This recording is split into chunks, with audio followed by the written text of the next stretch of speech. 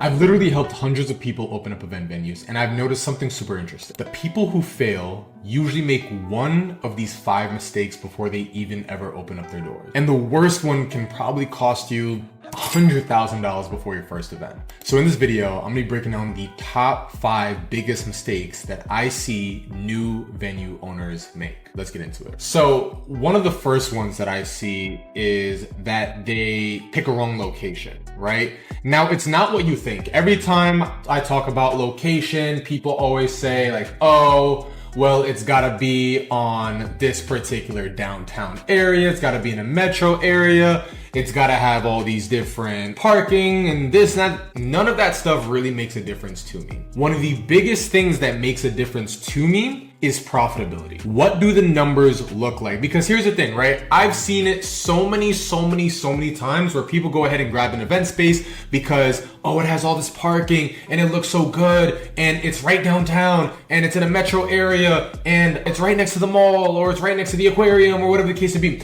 Here's the thing, right? Wrong business. Wrong business. If this was an Airbnb, if this was a flip, if this was an income property, maybe. But when it comes down to event spaces, you have to understand that the number one thing is the numbers, because people are coming out for literally one night. People are coming out for one night. So with that being said, I want to make sure that the numbers make sense. What does the price per square foot look like, right? What does the CAM look like? What does it, is it a triple net lease, right? What do the numbers on the triple net look like? What do the maintenance costs? What does the TI, the tenant improvement look like? What does the rent concession look like? All of these different things are super important when it comes down to picking the location, because I need to make sure that I'm in a business that is viable and that will stand the test of time. Okay.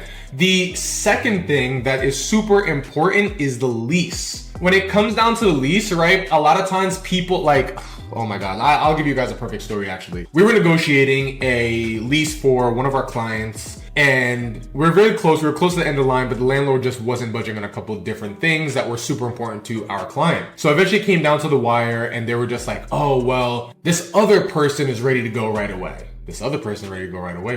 How is that even possible? They just looked at the property. Basically, what had happened was another person had toured the property, looked at the lease, and wanted to sign it the same day. Now, as a viewer, does that make sense? How on earth can you verify the legitimateness and the protection of this legal document in a day? Like, I know for a fact the lawyer did not look at this. I know for a fact a proper coach didn't look at this. So with that being said, you have to make sure that you are not signing your life away in this document. Here are a couple clauses that people sign to and they don't even realize. For example, forbidden use, right? Like if your lease doesn't specifically say that you can utilize it for event space business, or subleasing, because that's essentially what the event space business is, then I mean, why would you sign that lease? Why would you do that? If they say noise restrictions, why would you sign that lease? What sense does that make? If they want to do like a personal guarantee with no exit strategy whatsoever, why would you sign that lease? But the problem is that so many times people are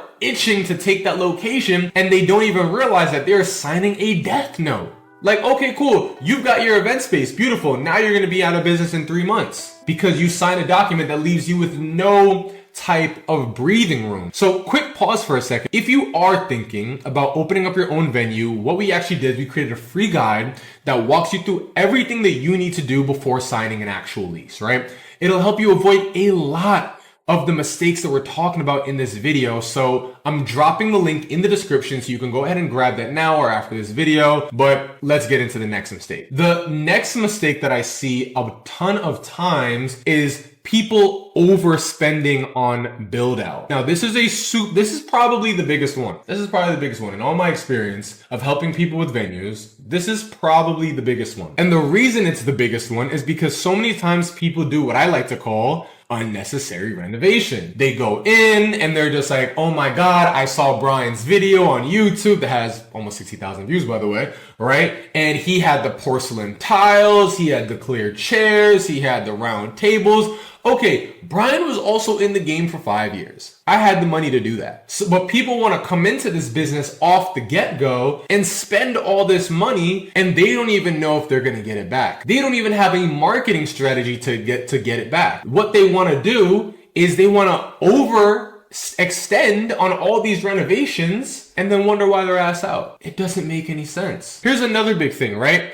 Fancy finishes do not necessarily increase bookings. They can. There is a correlation. I would never lie to you and say that there isn't. But at the end of the day, there's not 100%. It's not X, Y, where the more I put into my venue, the more bookings I'm going to get. I know tons and tons of beautiful locations that are also vacant and now on LoopNet for somebody else to take. Do you want that to be you? I don't think so. So with that being said, we always pride ourselves on doing something called a minimum viable product, an MVP, where we do just enough to get the event space off the ground, up and running. Like, you don't have to do anything crazy, just get it up and running. That's the key thing. Now, of course, obviously, if you're not too sure exactly what to put the money in or whatever the case may be, tap in with us at Event Space Elites and we'll definitely walk you through it. So now it's like this is also a big one, waiting too long to market.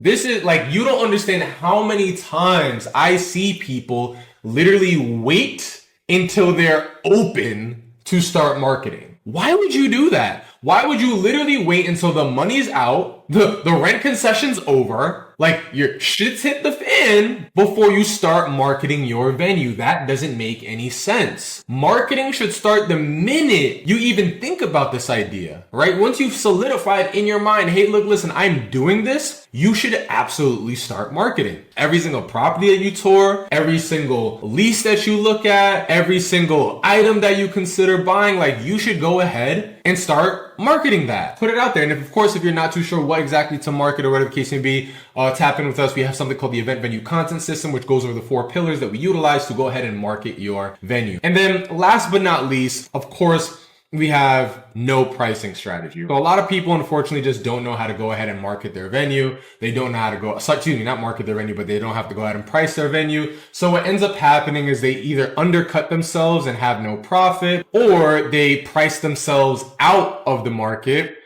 and get no bookings. It's very, very important to understand and have a strategy when it comes down pricing your venue, so that you know exactly where to go, exactly how to have it, so that you can go ahead and start tracking the numbers and be in business for a long time. So those are the biggest mistakes. Those are the 5 of the biggest mistakes that I see new event space owners make. And the crazy thing about it is that most of these mistakes are obviously completely avoidable. You just got to know what to look for before opening up your actual venue, which is why we create these videos and it's free content to educate you and show you exactly what to look for, right? So if you want more insight of how to do this the right way, make sure grab the free 7-step guide in the description.